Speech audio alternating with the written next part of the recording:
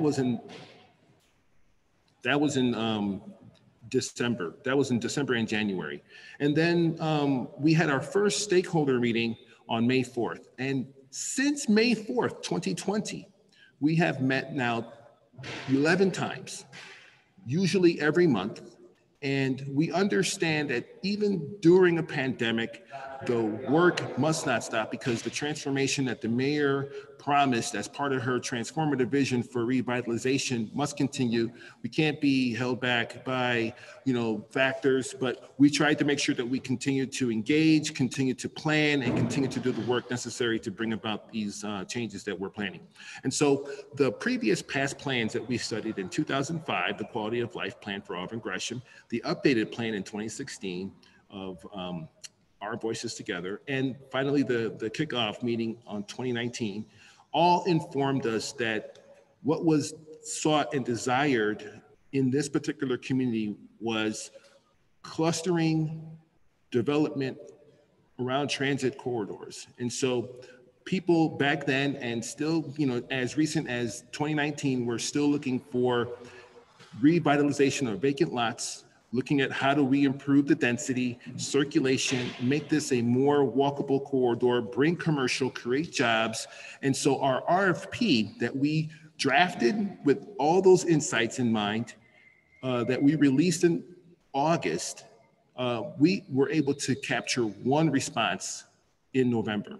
That one response was the response that we were able to receive from the Evergreen Imagine joint venture partnership. Now that development team has submitted their proposal. It is just a proposal, right? And we looked at it. We looked at everything, the financials, the design, the program, and that project called for everything that we asked for, which was informed from our visioning sessions and our roundtable meetings and our review of past plans. Now, we did push back on the design. So originally it was a 56 unit, $19 million project. We pushed back on the design because we have a design excellence ideology and paradigm that we're working for in DPD that brings out the best in class. And so when we pushed back, the design came back 62 units and $25 million. And that was the version of the project that was announced on March 8th when the mayor held a press conference to announce the first round winners of Auburn Gresham, Austin, and Englewood. Now, that design, that project, that scope, we have heard from the community.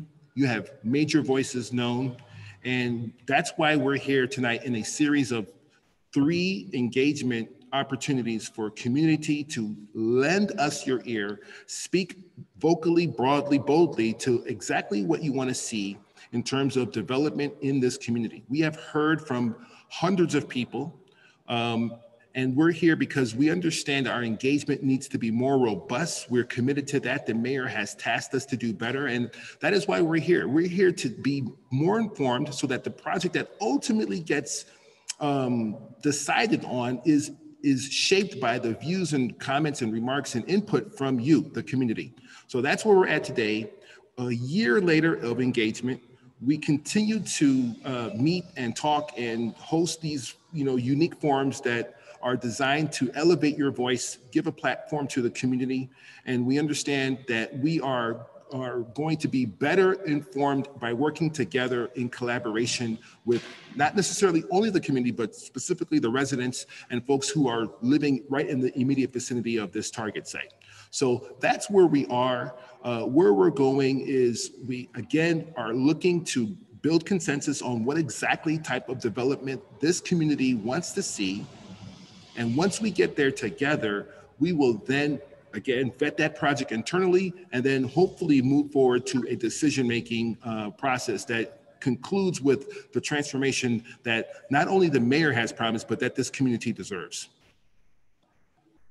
Thank you. We appreciate that. Yeah, we're here to help. Thank you. So I just wanted to, before we kind of go into the question and answer and kind of activities, if you would like to ask a question or have a comment, it would be really helpful if you use the raise your hand function on Zoom, or I understand on the phone you're not able to do that. So just let us know. And we'll try to kind of respond to people in the order that you appear. So thank you very much. Desi, do you want to proceed? Yes, thank you. I just want to know, like, first of all, are we doing this for the purpose of rewriting the proposal that we will agree to execute? I just want to make sure I'm just clarifying. Yeah, she broke up. I'm saying, can you hear me now? Yes. Are we doing this to revamp the RFP that will be presented for hopefully more people to participate? You want me to take that one, Gabby?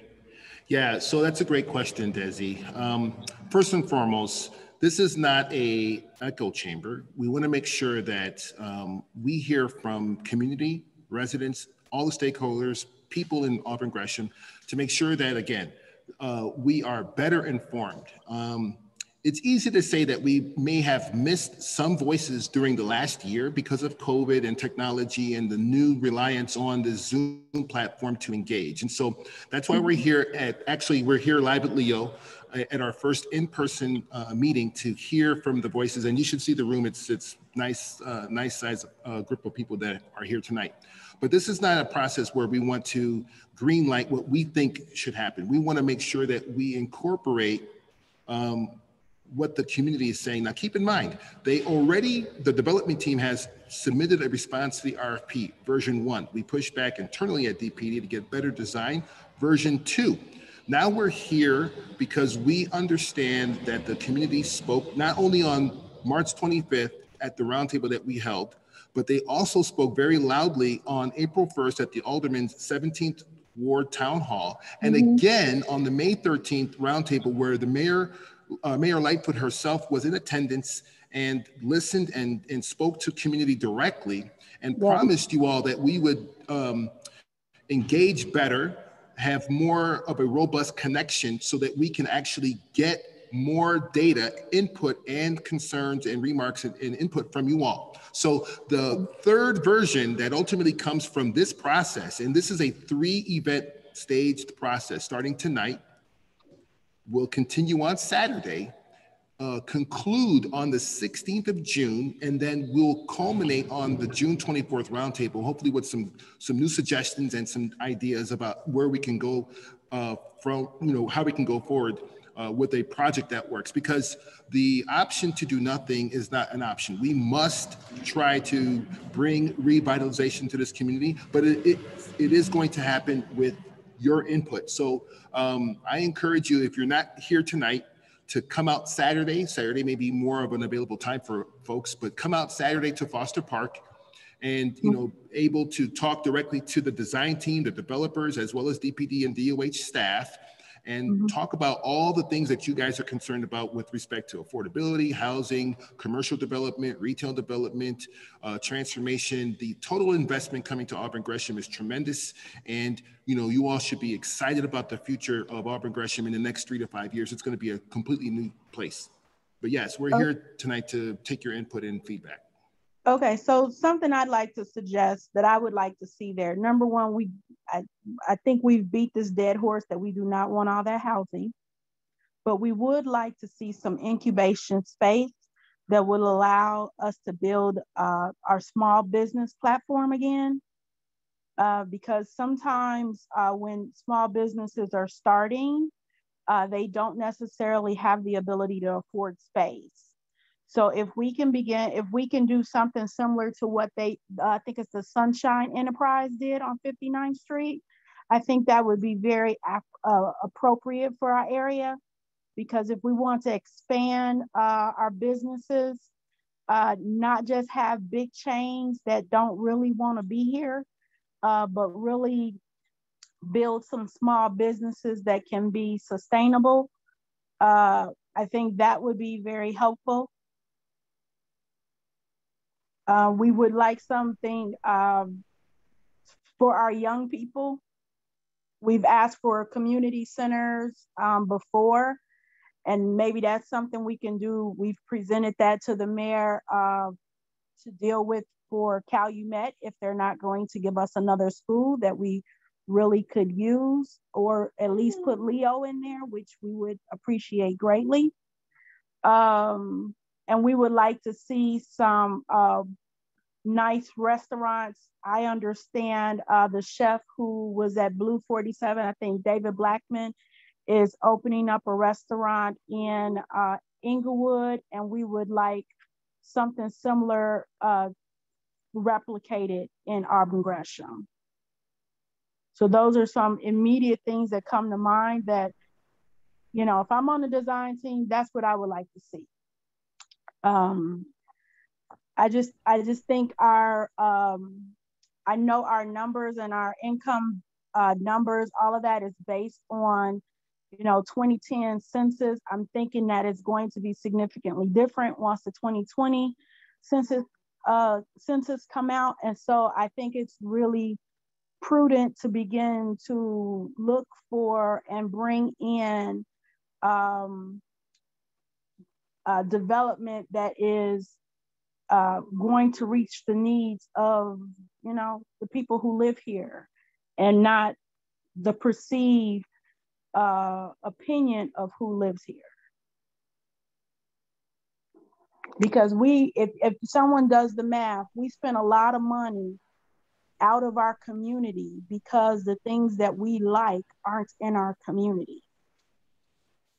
Yeah, those are all great suggestions, Ms. Smith. And, you know, this meeting, in addition to being recorded, we're taking notes. So those are all great suggestions. Thank you for your input. Okay. And I'll try and come out over the weekend, but my husband's in the hospital, so I'm literally just getting home. All right, well, we wish him well. Thank you. Desi, would you mind putting into the chat, you shared one example of an incubator space. Could you just put that in the chat really quick so I can capture that and make sure we have that? Yes. Thank you so much. I really appreciate it. Gabby, do you maybe want to just do some quick housekeeping really quickly, and then we can keep our conversation going? Yeah, I just wanted to mention again, if you have any specific questions or feedback, you can either raise your hand or put questions in the chat. There was a question from a Carrie Martin, more about Department of Housing, kind of related. So Kara, I don't know if you want to take the moment to just kind of address some of that. Sure, I can, yeah. I know we haven't participated as the Department of Housing in all of these sessions, but we've been at the last few. And one thing that a lot of people have said, and including Ms. Smith, who just spoke, was the concern about affordable housing. And I'm saying affordable in quotations. There's a lot of, and low income housing. There's a lot of concern and sort of fears about what that might mean. So we put together a fact sheet, and I'm gonna try to share my screen here so that I can share that with you.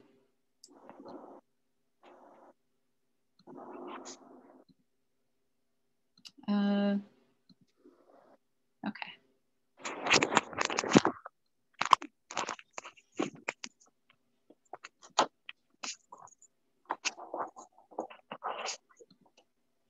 All right, can you all see my screen? If you want to zoom in a little bit, I think that would be helpful. Yeah.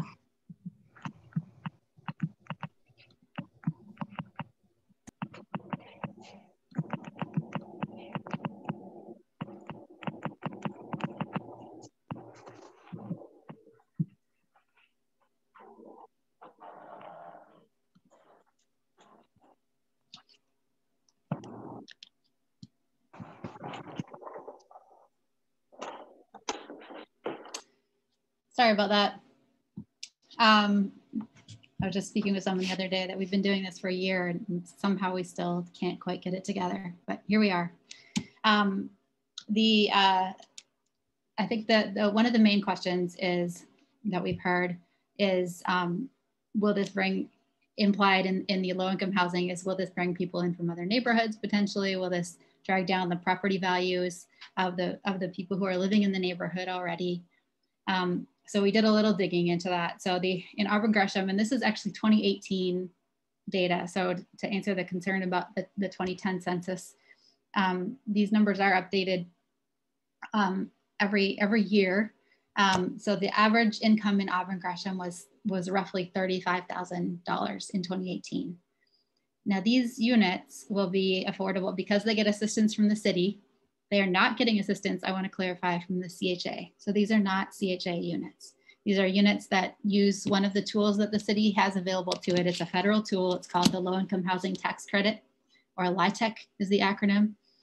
And this is a tax credit that's given to the developers to build housing that in exchange will be affordable to households at 60% of the area median income.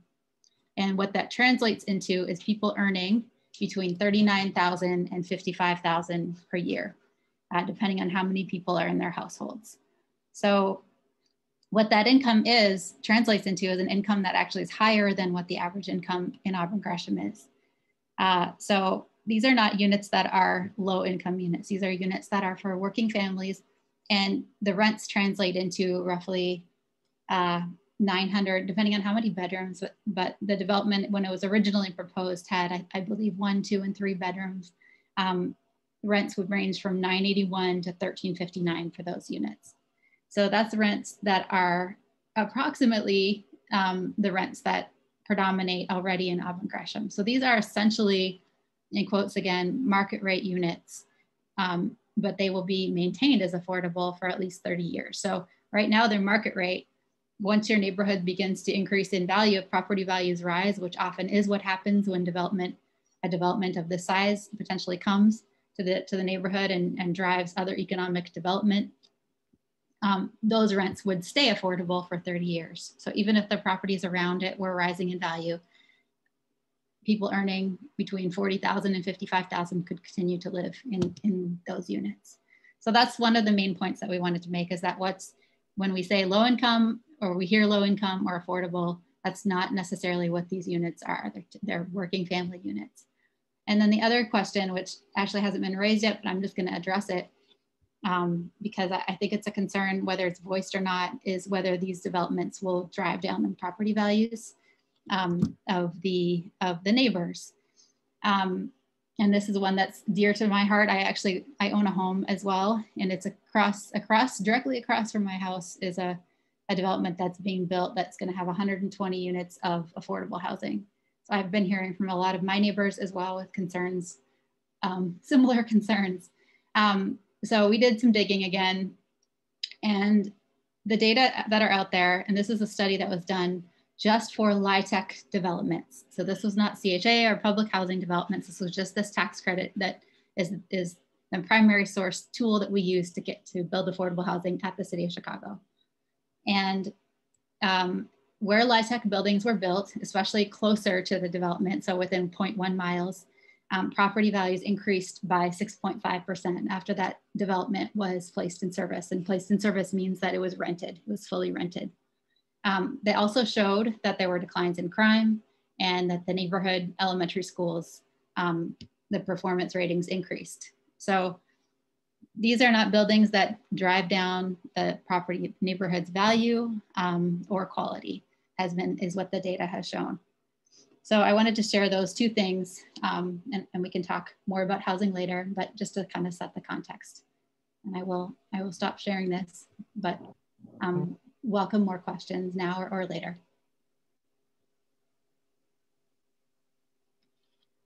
Ms. Kara? Oh, go ahead. Yeah, yes, Ms. Smith.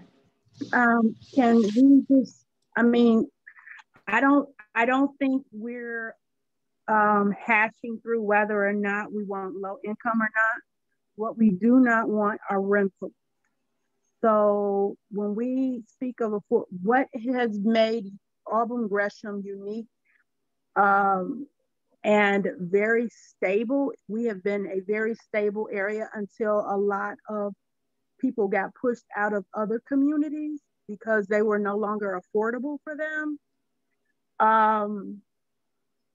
is home ownership.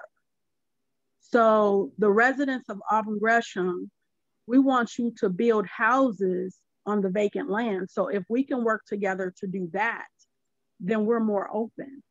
But we do not want to concentrate it. They did not want a concentrated amount of people in 2016 or 2019. I mean, this constant, and I'll just say, I drove by your development on 55th Street, and it does not fit well with the look of our community.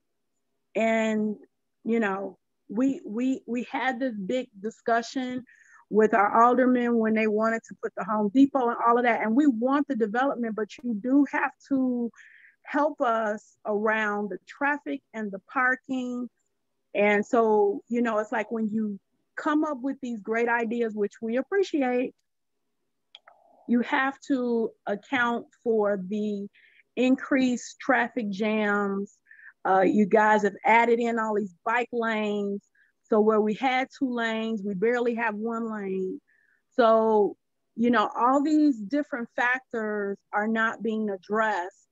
And now, yes, we feel dense because we're like packed in when we leave our houses to leave our house to get to the expressway. We're packed in. 83rd Street used to be like the best place to go.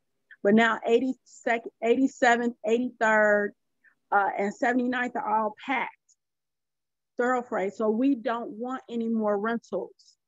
And we have clearly expressed that. So if you want to have a conversation about building additional housing stock to purchase at affordable prices, then we can work with that.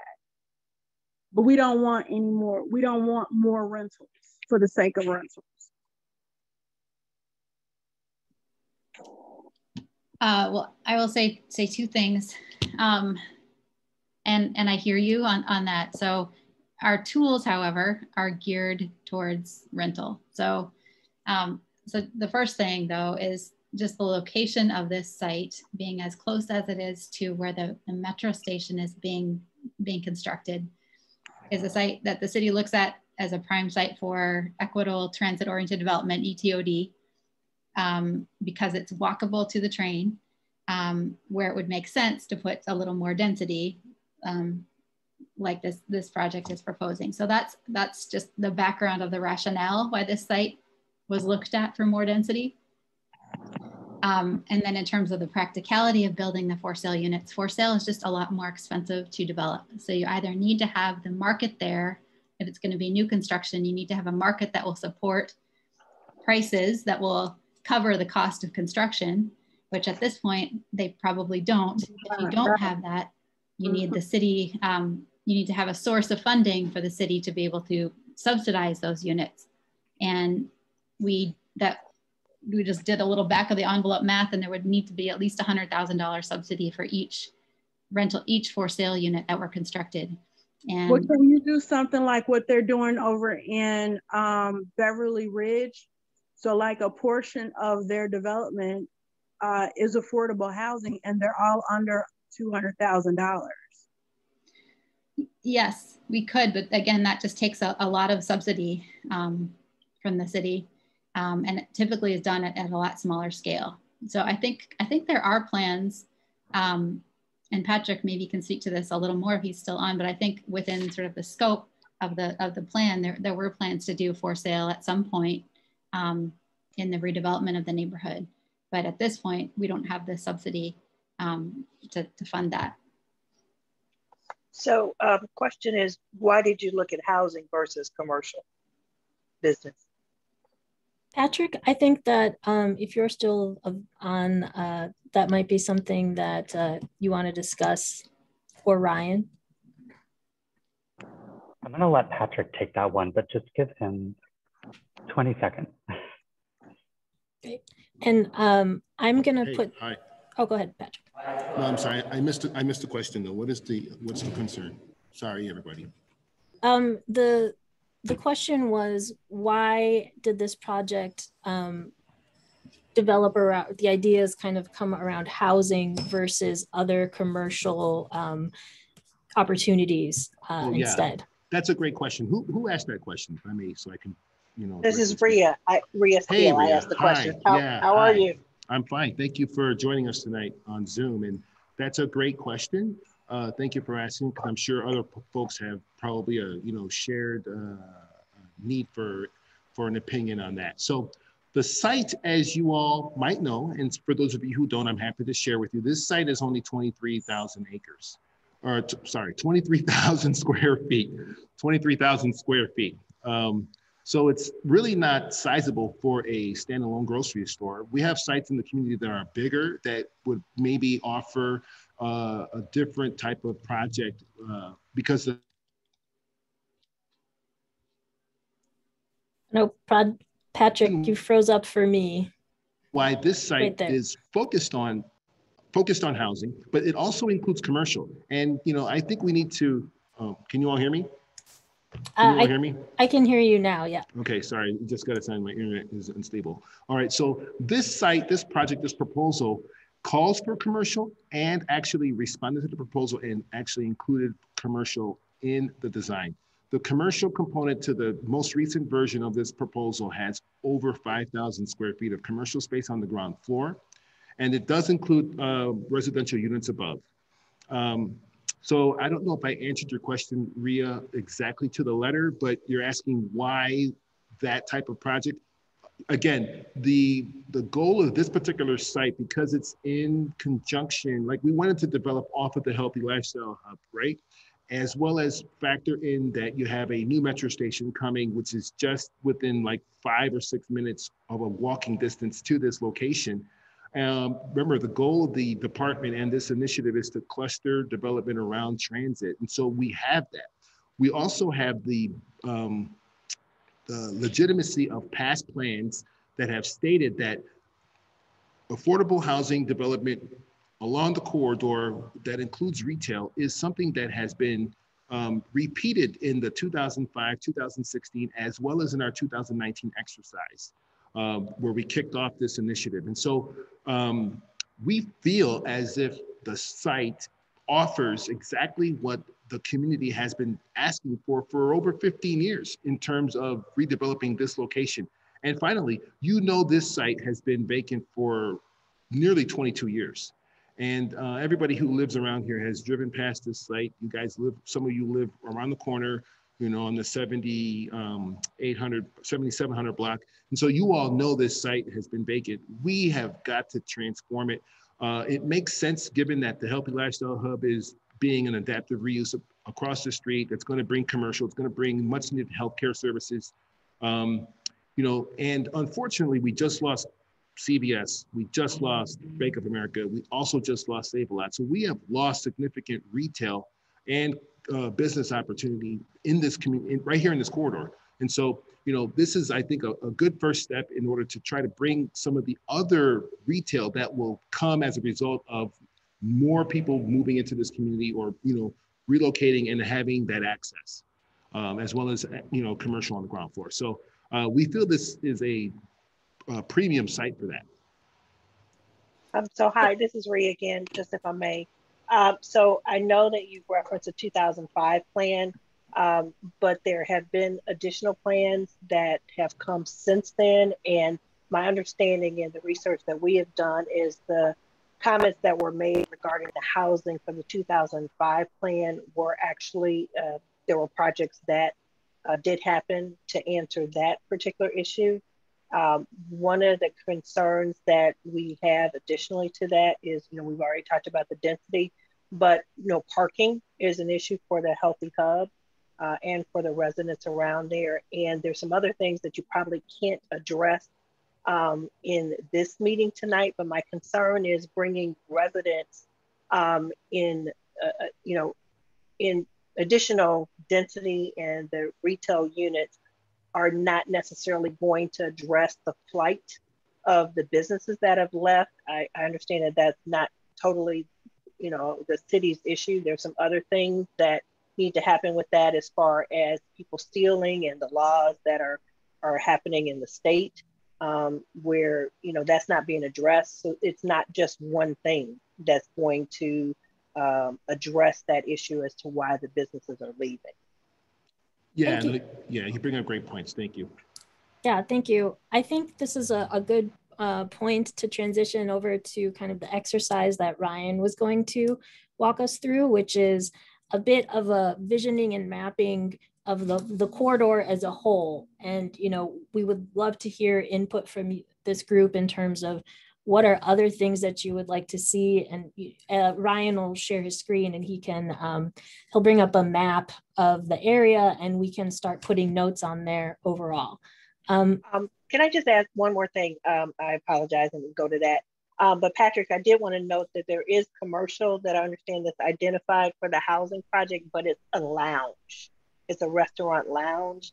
And my concern, and maybe we can address that in creativity of what the structure is going to be. We have 2 liquor stores on 79th Street. So we're in an area with an oversaturation of liquor stores. So the mixed use space that's coming, I'd like to see us be more creative, and I don't think that's a good use of. I could see a restaurant that you can have a drink and have dinner and leave, but not at a late hours lounge. Yeah, so I think, you know, technically the terminology to us was that it was a supper lounge, but I hear what you're saying. And I think the development team was there on hand to hear it and has heard it.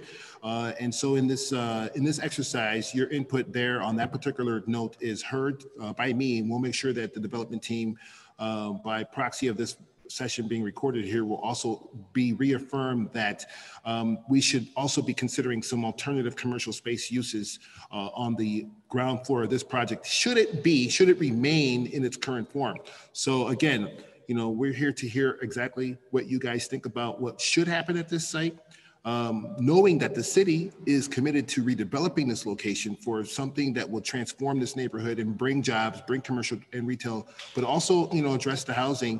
But we want to make sure that we get the right mix of commercial, because I know that's going to be probably, you know, equally impactful down the road with respect to job creation and types of uses we have along the corridor. So thank you, Ms. Steele, for your input. Ryan? Yeah, thank you so much. And thank you everyone that's commented so far. I've been feverishly taking notes. So if you see me looking to the side, I'm on a dual monitor. That way I can see all of you and also take some notes and make sure that I'm capturing everything that's been discussed. And so far, this has really been great. So I thank you all. Better CTA service and Divvy bike stations. I'm gonna copy that over right now. So I think, you know, to get us started, I will share my screen in a moment. But I think, you know, I want to sort of maybe take a step back. I think that we've heard loud and clear the concerns about density and housing. But I think let's maybe talk a little bit more about what we really love about 79th Street. What is going really well here right now? What do we want to maintain? What do we want to keep? I think that we can start to and continue to talk about where there's room for improvement and what's missing. But I think what we really want to do is try to capture the essence of 79th Street. What is it that is exceptional? What is it that we really want to maintain as a character? Let's say in 10 years, after there is all of these amazing developments that are going to take place on 79th Street, what do we want 79th Street to be in those 10 years? So I want to start putting our sort of vision hat on for a little bit so that we can sort of work towards that vision together. This is one project that hopefully can deliver on a lot of these ambitions, but it's not the only project. In concert with the Healthy Living Lifestyle Hub and in concert with hopefully a lot of other things and a lot of other exciting activities that are going to be taking here.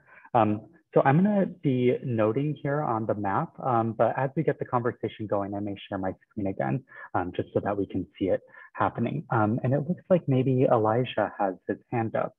Elijah, do you want to make a comment?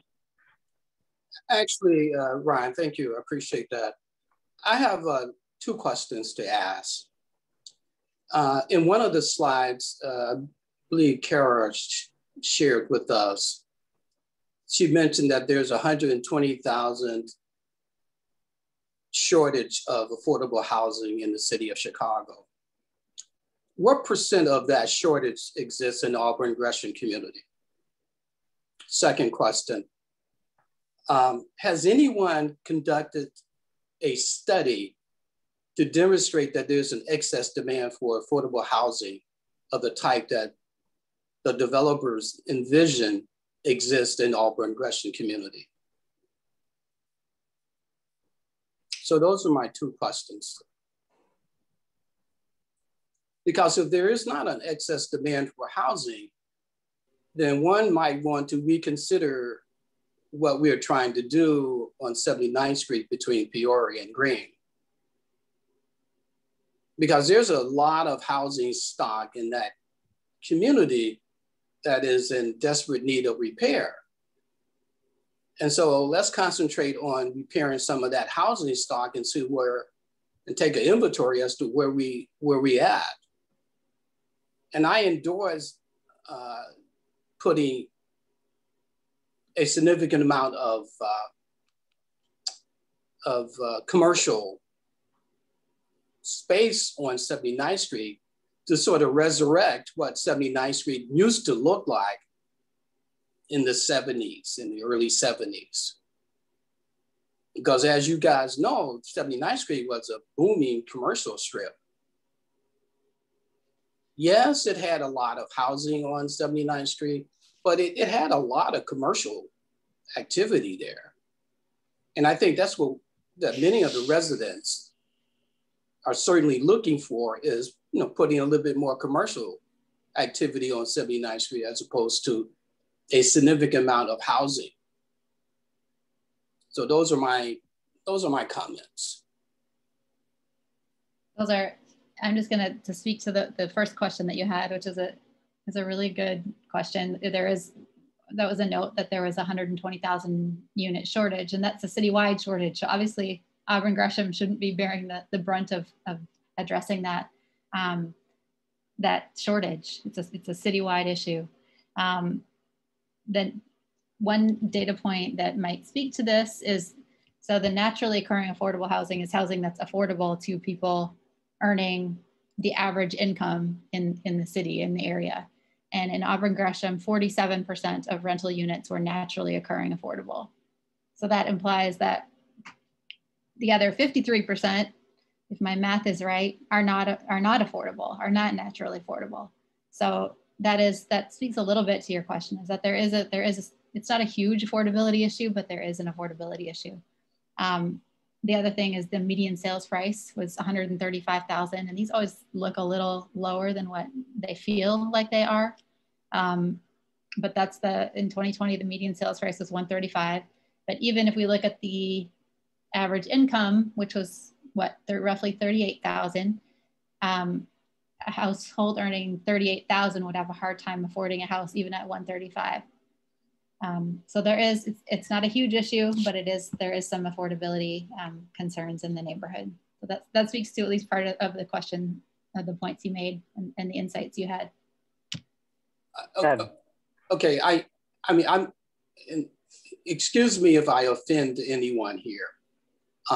Another issue, and something that I think Patrick touched on, one of the reasons to put in this massive housing facility is so that people could walk from that facility to the metro station.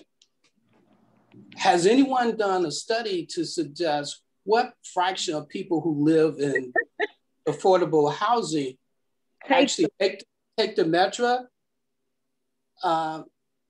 downtown or anywhere else? Again, I don't want to offend anyone. It's just a question. Well, it's a new metro station, so we won't know who exactly is taking it yet. But we do have. A metro. We have other areas in which we can actually conduct a study of this. Elijah, I think that's a really great point. I've written that down in the document that we're capturing tonight. And I think that we can circle back with some other colleagues that might have that information. I think one other thing that I have in the back of my mind too is sort of what the equitable transit-oriented developments are defined as within the city, which does include Metro. But I do think that that's an excellent point and something that we definitely need to do a little bit more work on as the design and development team. So I've heard you loud and clear, and I will do my best to make sure that when we circle back collectively as a group, that we maybe have a little bit more information on that. I do want to amplify something that Barbara mentioned in the comments here, though, talking a little bit more beyond just the housing and maybe digging in a little bit deeper into commercial, talking about incubator spaces, portable markets, maybe made of shipping containers, smaller storefronts, which I think we heard a comment about that a little bit earlier, for wealth building and business development, and maybe not always franchises. And then also looking for maybe some live work storefronts. So again, I've taken that information and popped it into our document here, and I'm going to share my screen again just so we can see. And it looks like we do have a couple of other people that have their hands up. So I do want to make sure that we are getting around to multiple voices on the call to make sure that we're hearing from the collective that has joined us tonight. So I do see a second Desi Smith that doesn't look like the first Desi Smith. So I'm curious if maybe our second Desi Smith that has their hand up wants to make a comment. If they can unmute themselves. Desi, thank you for sharing your link. Yeah, that's my husband. Oh, I'm sorry, somebody just came in the room. A few minutes ago, somebody mentioned the median income of $38,000, who would be able to afford $130,000 house or what have you. I have been on my block since 1968, when my father bought our house for $19,000 as a foreman for ComEd. Down the street was the postman, a mechanic, a CTA bus driver, a city lawn man, etc. Over the last 15 years on my block, I've seen a lawyer join our block, a person from ComEd who's a union steward, a person from the state of Illinois, a person that works for the 911 center. They paid anywhere from $200,000 to $260,000 for their houses. I have no problem with that trend, and trying to bring our neighborhood down instead of up is just not an option for me.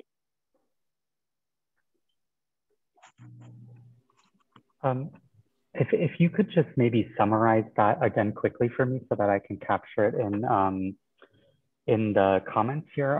So you're specifically talking about affordability? Yeah, I'm talking about, there was a young lady who mentioned a few minutes ago whether housing would be affordable for people in our area when the median income is $38,000. Sure, and sure. I'm just noting that on our block, the houses have gone for anywhere from $180,000 to $260,000 over the last 10 to 15 years, attracting people who are lawyers, people who work for the state, people who work for ComEd, etc. And I like that trend. Great, great. Thank you. Thank you for amplifying that, and thank you for making sure that I got that right. Yeah, and this is someone who's lived here for 53 years. Excellent. Thank you so much.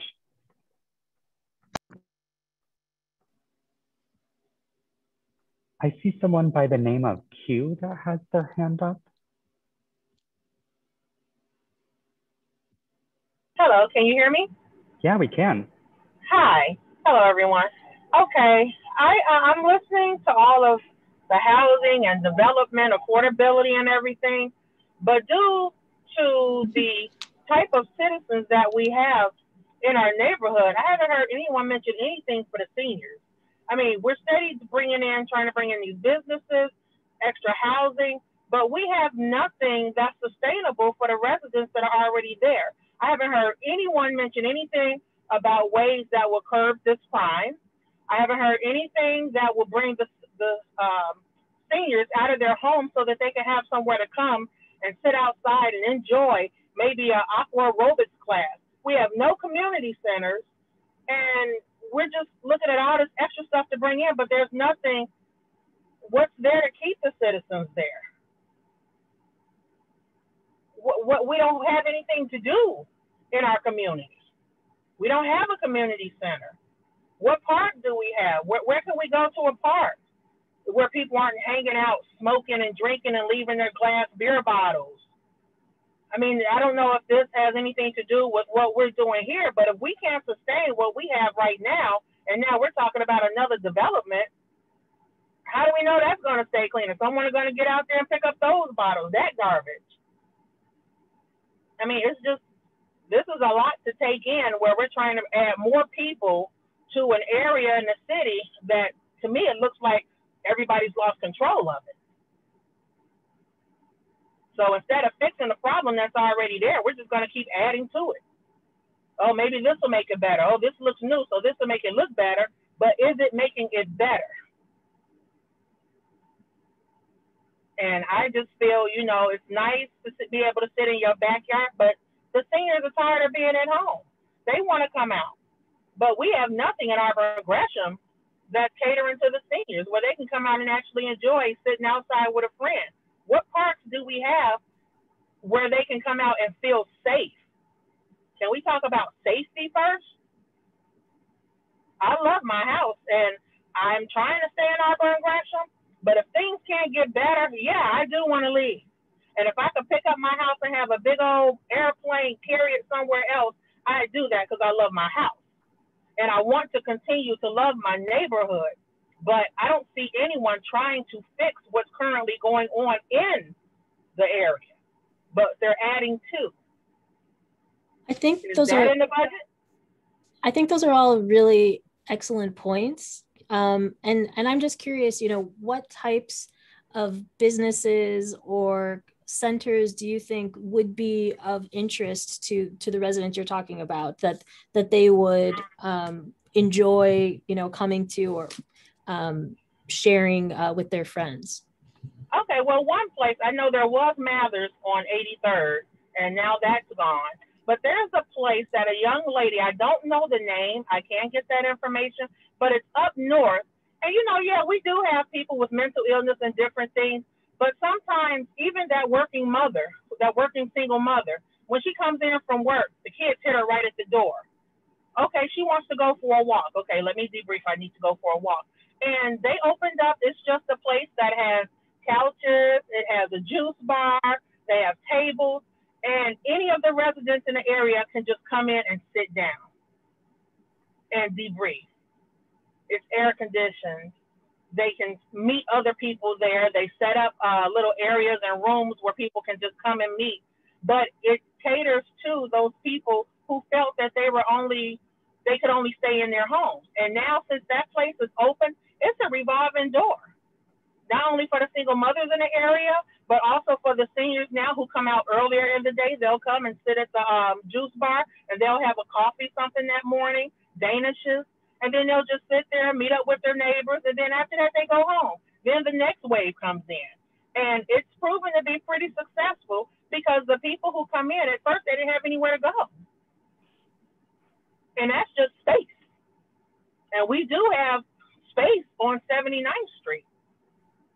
But we actually have nothing to physically do in Auburn Gresham. Yeah, I think this is all really great feedback, and I'm seeing, you know, yoga studio, an art center, specialty grocer in the comments, you know, and I think this is part of kind of what we wanted to do today, was kind of generate ideas for the entire 79th Street corridor and kind of envisioning, you know, beyond one specific plot of land, you know, what are other opportunities that this community would enjoy. Yeah, and where there are dirt roads, we'd like to see some grass. Can we have a grass seed campaign or something where people pick up a bag and just walk along and throw grass seeds where there's dirt? I mean, we need some beautification as well. This past Christmas, there were hardly even any Christmas decorations or lights, and 79th Street used to be lit up with Christmas decorations and lights. I mean, I just don't know what's happening. Yeah, thank you. That all helps. It doesn't look inviting anymore. Right. So building and placemaking, I think, is a big part of it. You know, one of the things that DPD just worked on in Austin is this project called Pop Courts, which is a vacant lot that was transformed into a space where there can be food trucks that can come. There's going to be picnic tables where people can relax, that are shade covered. There's a basketball court there so that youth can, play basketball and enjoy it. And, is that the kind of thing that, it's this idea of making a place where the community can kind of retreat to and relax. Yeah, just like those empty lots that are right there along 79th Street. What's wrong with the container cafes? Mm-hmm. Definitely. Yeah. I mean, if they can do it on 75th between King Drive and Prairie, I don't see why we can't have that in our neighborhood. Yeah, those are all really good points. I think there was, I believe Aisha or Miss Humphreys at one point had her hand up. I'm not sure if you still wanted to ask a question or share. And maybe she might have left. I'm sorry, this is Q again. I'm sorry, my voice got kind of elevated. No, I get really passionate about this, and it's like, hey, I've been over here now. I've been in the area for over 10 years. I've had the home that I have now for 4, and I want to feel safe if I get off at midnight or 1 o'clock in the morning and I need to walk my dog. I should feel safe in my community. And that doesn't necessarily mean pick up and run. So these meetings are important to try to establish what it is that we can do to have our community be safe. And as a resident, I'd be damned if I'm going to be scared to come out of my house. But I know that in the area, I've spoken with seniors and they are. Mm-hmm. So that's kind of who I'm speaking for, is the underdog. It's nice to have new construction for housing and everything for these young people that can afford that as well. But our seniors that are already there who helped establish the neighborhood, they should be able to have their freedom as well. So this has to be an all-in type of thing where everyone should be able to be in Auburn Gresham and feel comfortable. Definitely. I do also wonder, and maybe Dorian, we can head to you next, but I'd like the group to think about in terms of what are things that also make you feel safe in your neighborhood? Is it more lighting on the streets? Is it, increased foot traffic? Businesses that have longer hours? I'd just be interested to kind of hear what type of those things that aren't necessarily tangible may help you feel safer in your community. Dorian, do you want to speak? I'm sorry, I didn't get your name. Cassandra Watson has wanted to speak. She is one of our seniors, so she's having a hard time getting a hand up. Could she be unmuted so she can contribute? Because she's been texting me. Oh, and I was sure. trying to help her do the hands up. Yes. But I know she wants to speak. Okay, can we do Dorian first and then we'll go to Cassandra? Mm-hmm. No, I can defer to Cassandra. I'll wait. Okay. All right, we'll do 1 second. Let me ask to unmute. Cassandra, did you see a pop-up? Yes. Oh, perfect. Okay.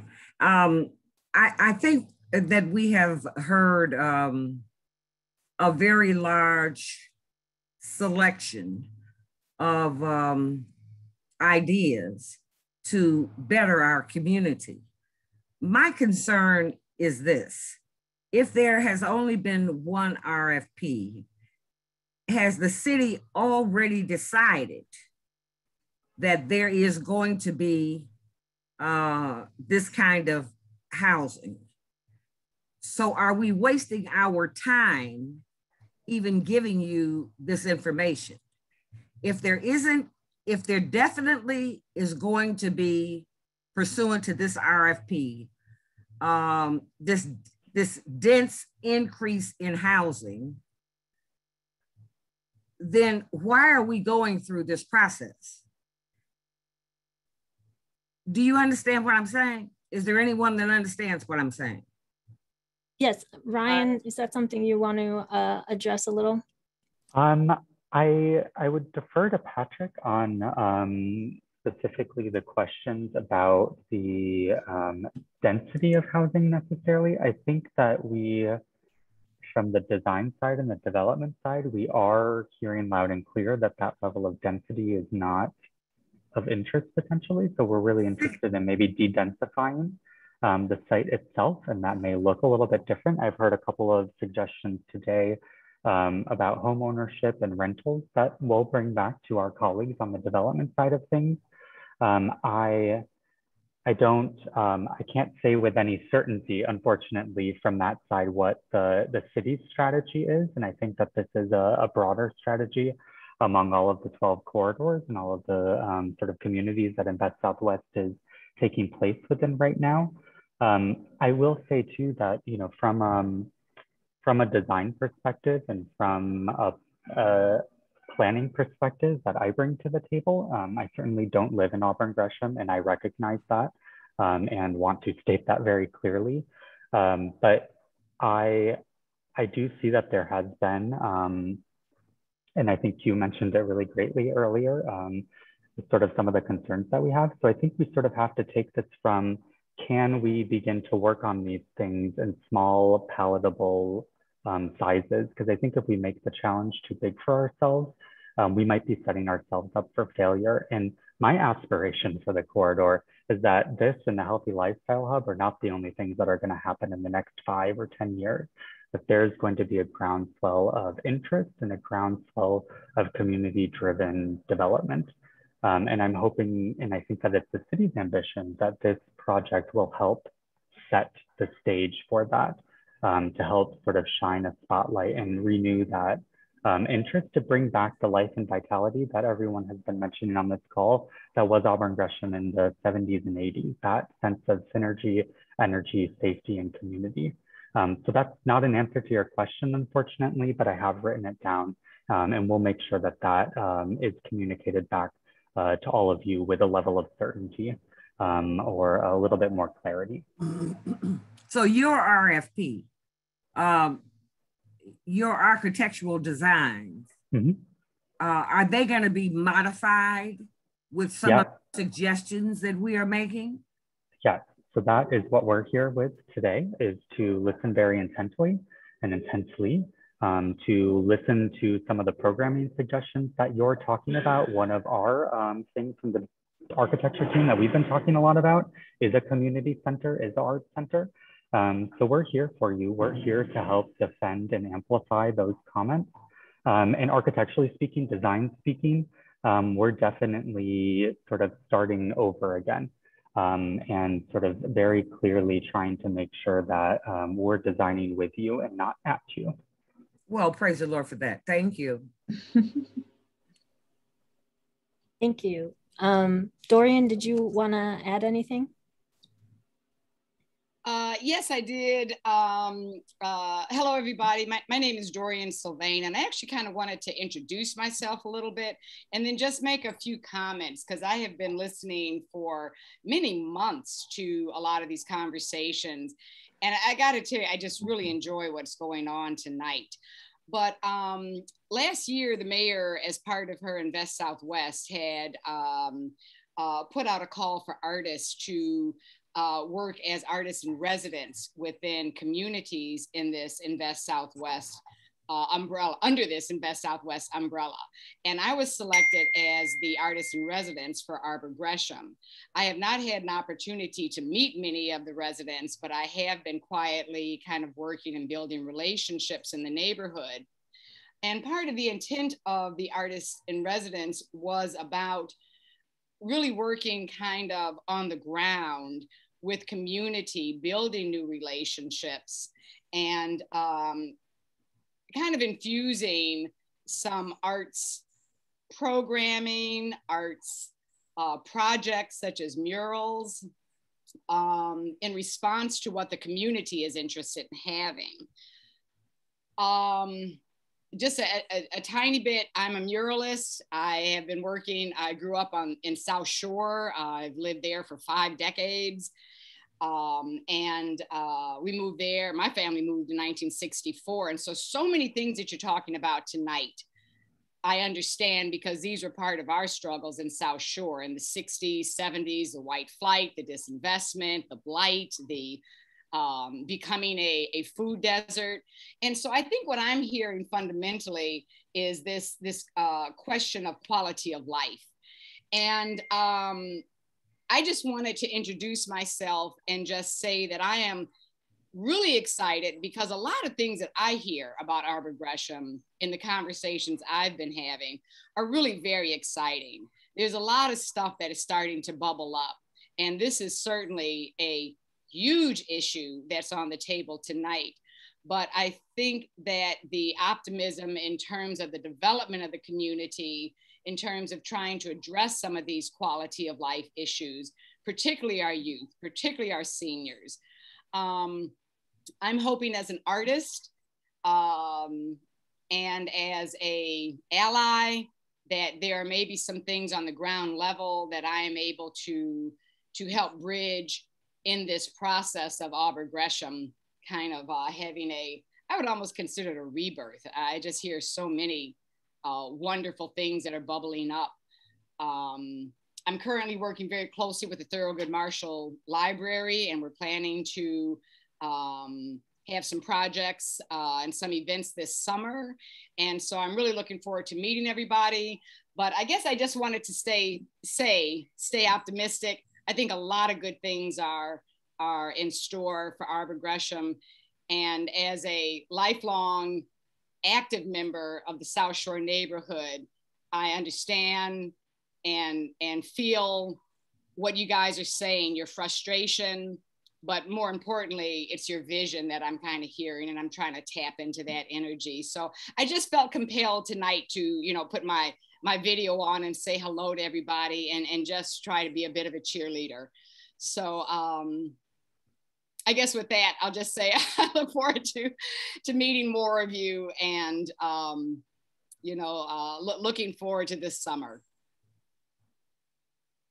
Dorian, thank you so much for that. And if you don't mind, you can either send me a private message, or if you feel comfortable, I would love to have your contact information to continue supporting sort of what you're doing through your art and through Invest Southwest. And I think that there is a really great opportunity for marriage and collaboration here. So I definitely want to have more of these conversations with you and see how you can sort of filter into this process of this rebirth of Auburn Gresham. I love how you phrased that. So I'm excited. Thank you. Thank you.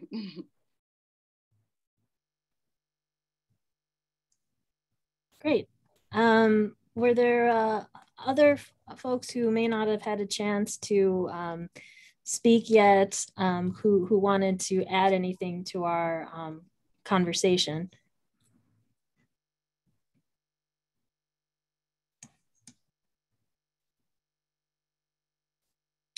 If not, may I make my comment? Sure, please.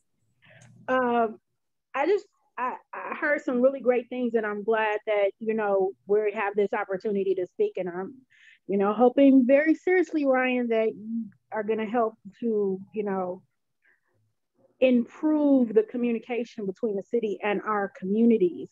So one thing I want to say, because I heard you ask the question, what is it that we love about Auburn Gresham, and what do we want to keep and what do we want to take away?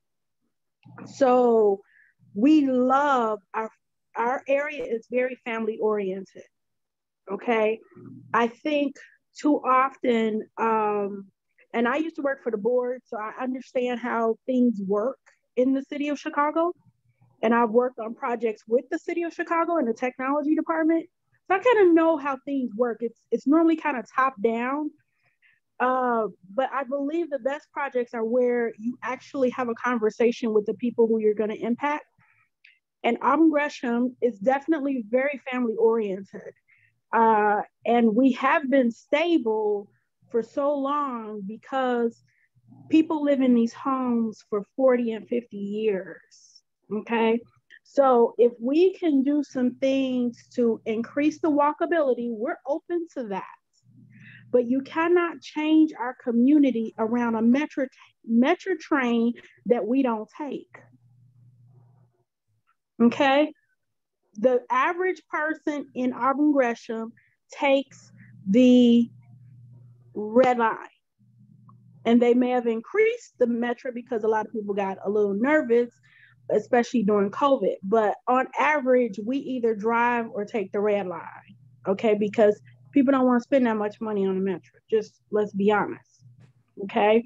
I also would like to see you guys look at, I don't know when the census numbers are coming out that were done in 2020, but I think it's really important for you guys to look at them because you are working from 11-year-old numbers that I believe are very, very wrong. I am a realtor and I sell houses, and your numbers are very off. I just need to say that.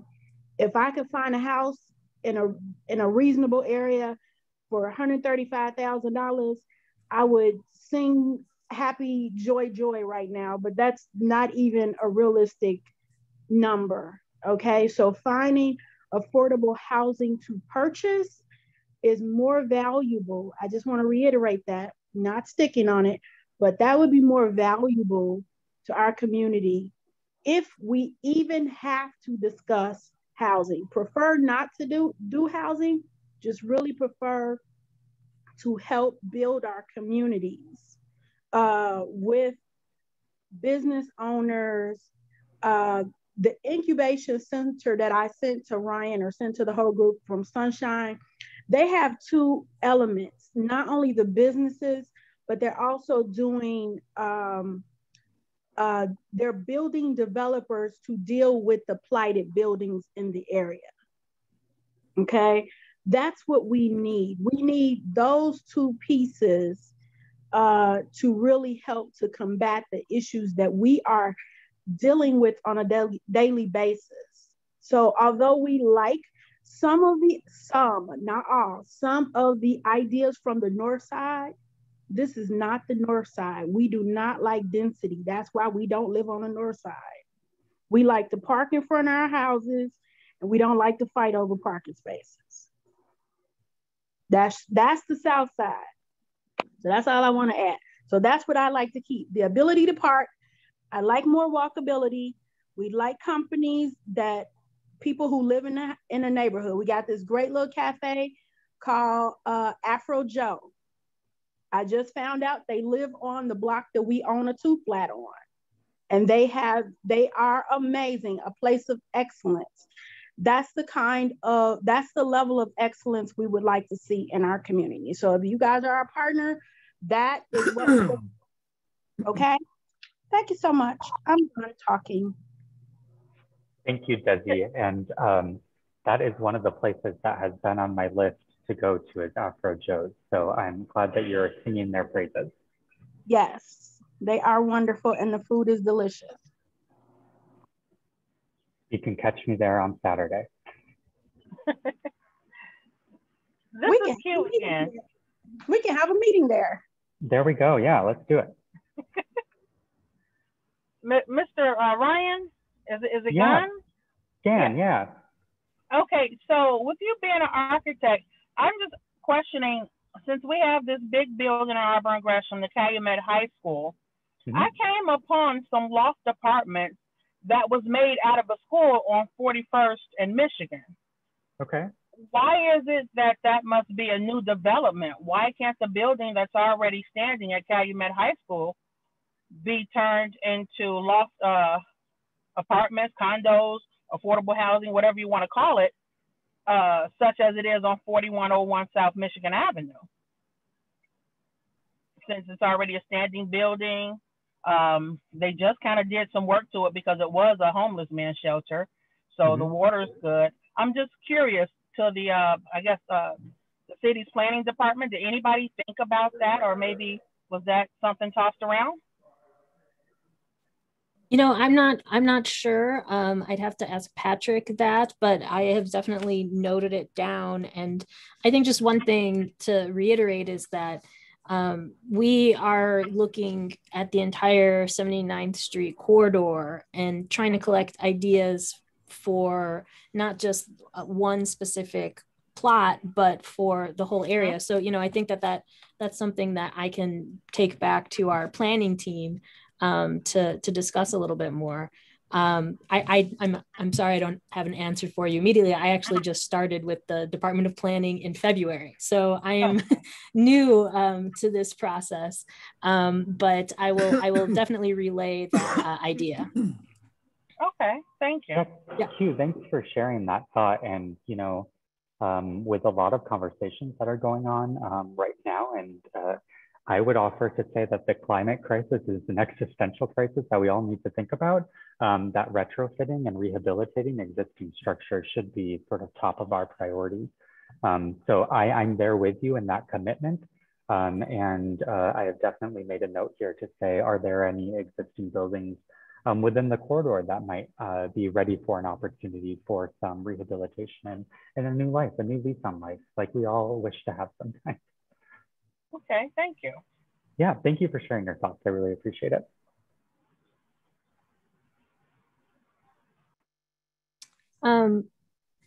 Is there anyone who I know some people have their hands raised, but I'm not sure if they have new comments or wanted to still say something this evening? I have a new comment. Sure. I can go ahead. Okay, I think Elijah's hand went up first. Are you? Oh, Elijah, are you still there? Rhea, her hand was up before mine went up too. No? Yeah, this is Rhea. Yeah. Hi, just a quick comment as we were talking about, I recall the statement about the affordable housing and making that affordable for 30 years. My comment is, just from a creativity standpoint, as far as housing, there are different programs that exist, the MMRP program. So we have quite a bit of housing stock in Auburn Gresham that is available. And so one of the things I would ask is there be some thought given to some programs that would allow people who are interested in coming into the community, as you said, the younger or anyone coming into the community, that there be some incentive programs that can be worked on so that they can become property owners as opposed to renters. And that will create sustainability for the community.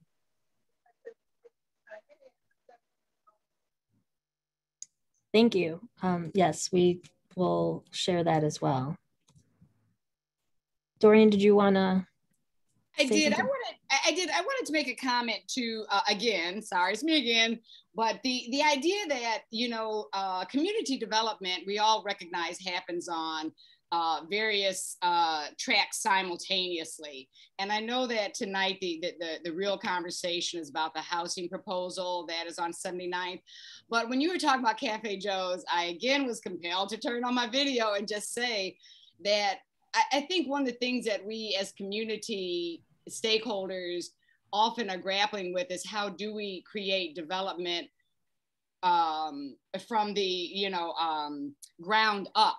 And my oldest son, my three boys work with me. We're all muralists and artists, and he loves Cafe Joe's. And he came to me and he said, Mom, we got to do something with them this summer. And so we will be doing some level of arts activation, but I just wanted to talk about the fact that one of the things we have to do is really hold up and support our small businesses.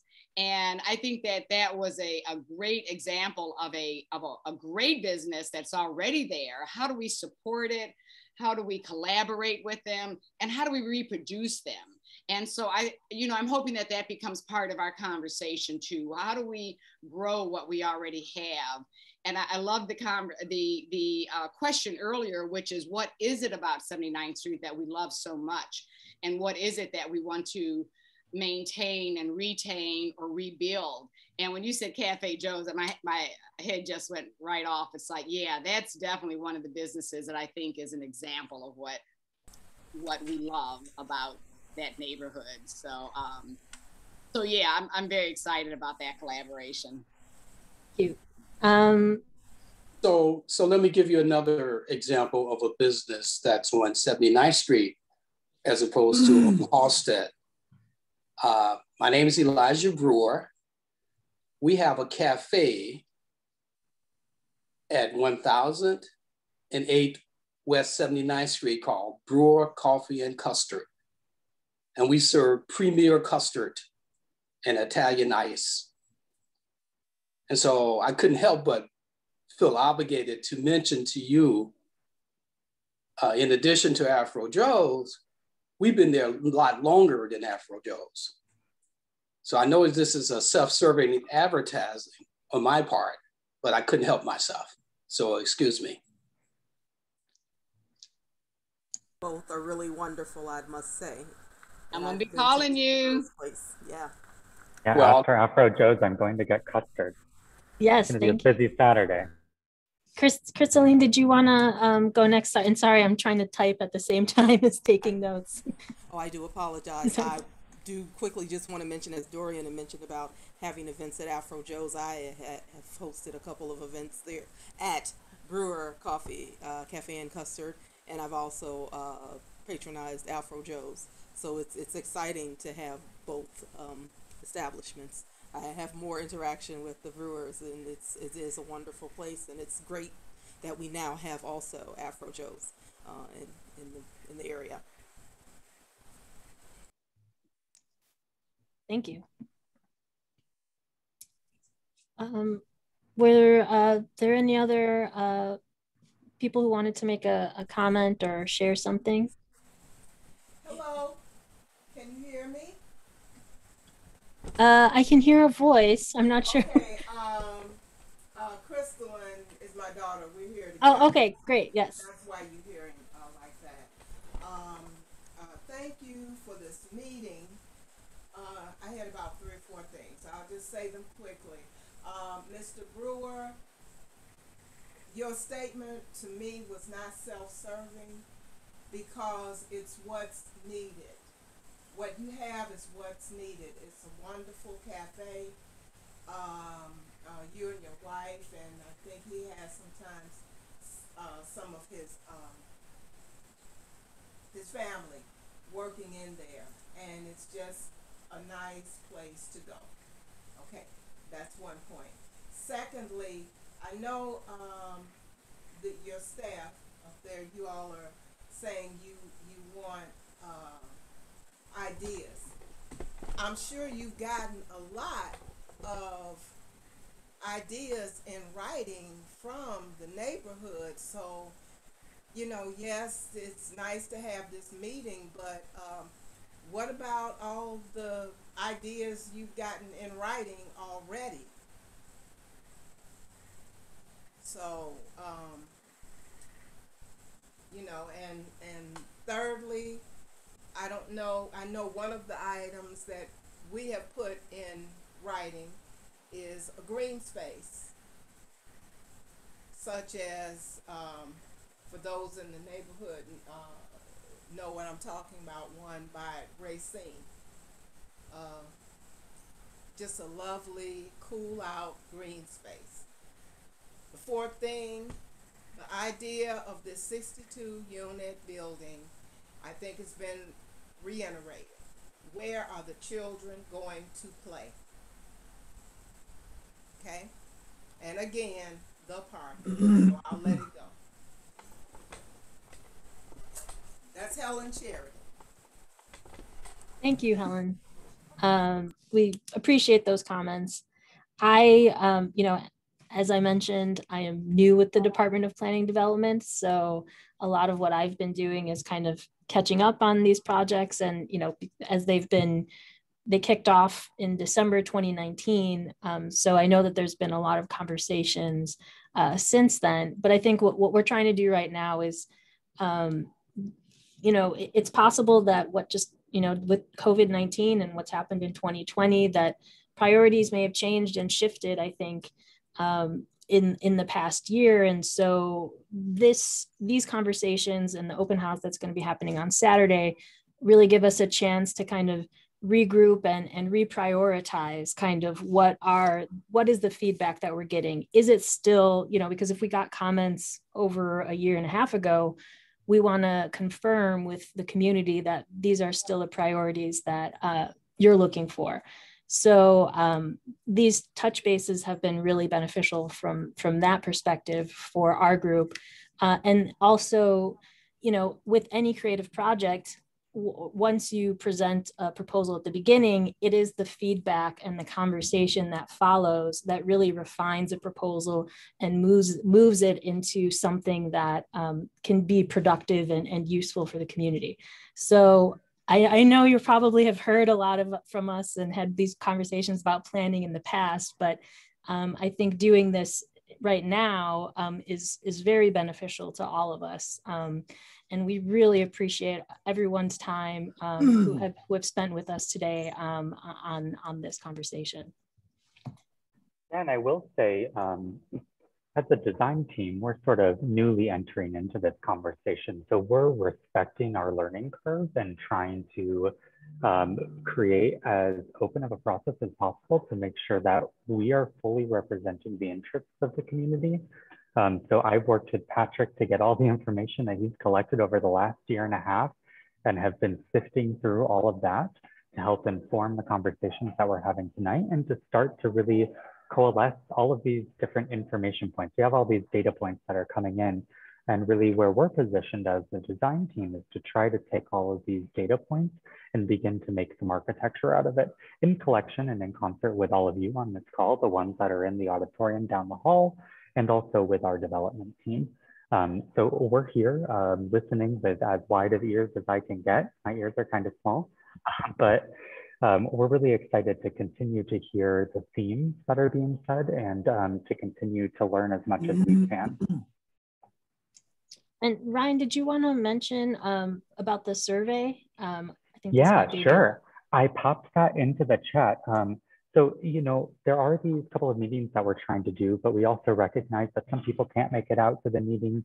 And so we're trying to capture in a very synthesized way some of the conversations that have already been had and that we know that are going to take place over these next couple of weeks through a survey. So I popped the survey link into the chat.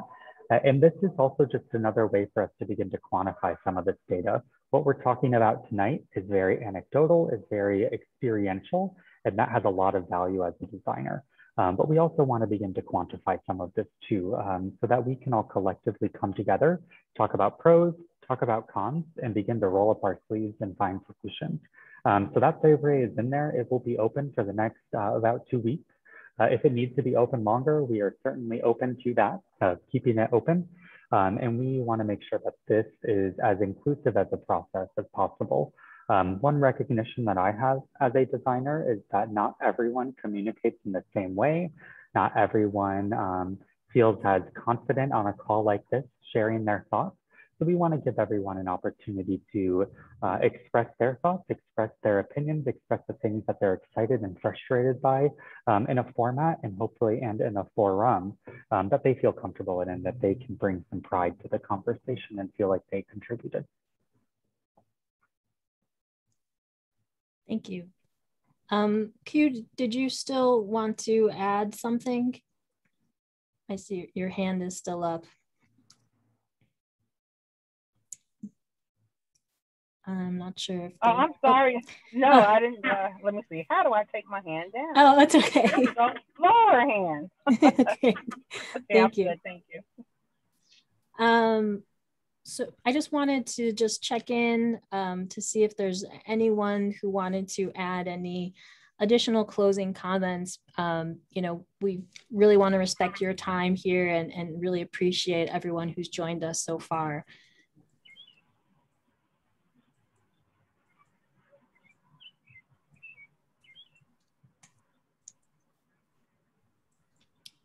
Great. Well, I think, you know, this might be a good moment for us to thank you all again for your participation this evening.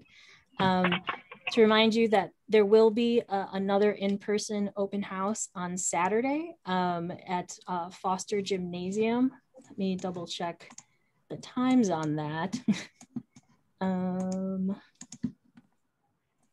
you have those handy, Ryan? Or I believe it's at the Foster Park Field House from 10 a.m. to noon. Great. This is Rhea. Yes, it's June 12th, 10 a.m. to 12 p.m. and the address is 1440 West 84th Street.